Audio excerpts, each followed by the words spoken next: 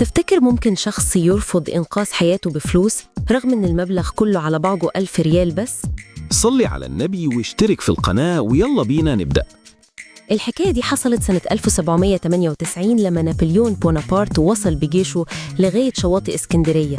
كانت مصر كلها تحت حكم المماليك، لكن اللي طلع في وشه مباشرة كان بطل شعبي اسمه محمد كريم. محمد كريم اللي كان حاكم المدينة وقتها، إزاي قدر يقف قدام جيش زي ده لوحده؟ بالظبط، كان حاكم الاسكندرية وراجل من أهلها بيحبوا كل الناس، لا كان مملوكي ولا من البشوات، لكنه كان شايف إن مقاومة الغازي هي واجب حتى لو كانت القوات اللي معاه شوية جنود وأهالي بأسلحة بسيطة. طب وإيه اللي حصل؟ طبعا جيش نابليون كان أقوى بكتير، معاه مدافع وعتاد محدش شافه قبل كده في مصر. حصلت مقاومة عنيفة بس ما دامتش كتير قصاد قوة الفرنسيين، وعلشان محمد كريم رفض يستسلم اتقبض عليه وتسلم لنابليون.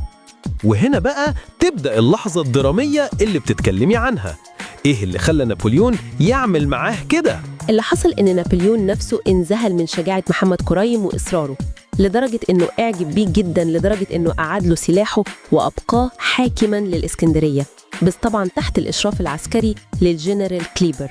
يعني سابه يحكم بس مع مراقب؟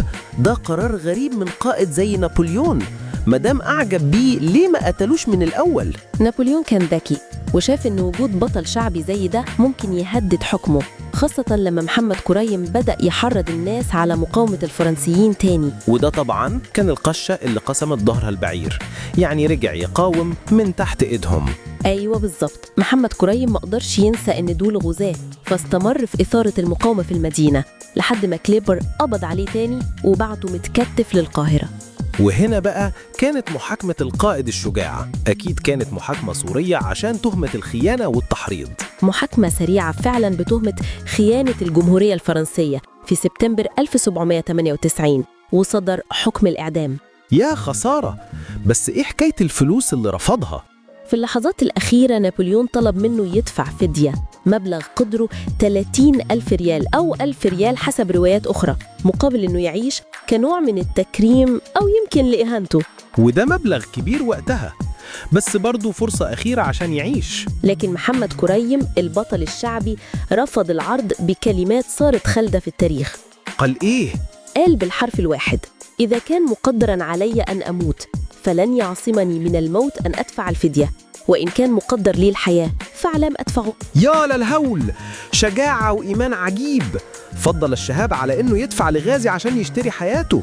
بالضبط، يوم 6 سبتمبر 1798 تم إعدامه رمياً بالرصاص في ميدان الرميلة بالقلعة، ليتحول محمد كريم من حاكم إلى أيقونة للمقاومة الوطنية. نهاية تليق ببطل حقيقي رفض يشتري دنيا فانية بكرامة ومبدأ. وللعلم كل قصصنا خيالية للمتعة والتسلية فقط. وهنا خلصت حكايتنا، استنونا في حصة جديدة إن شاء الله.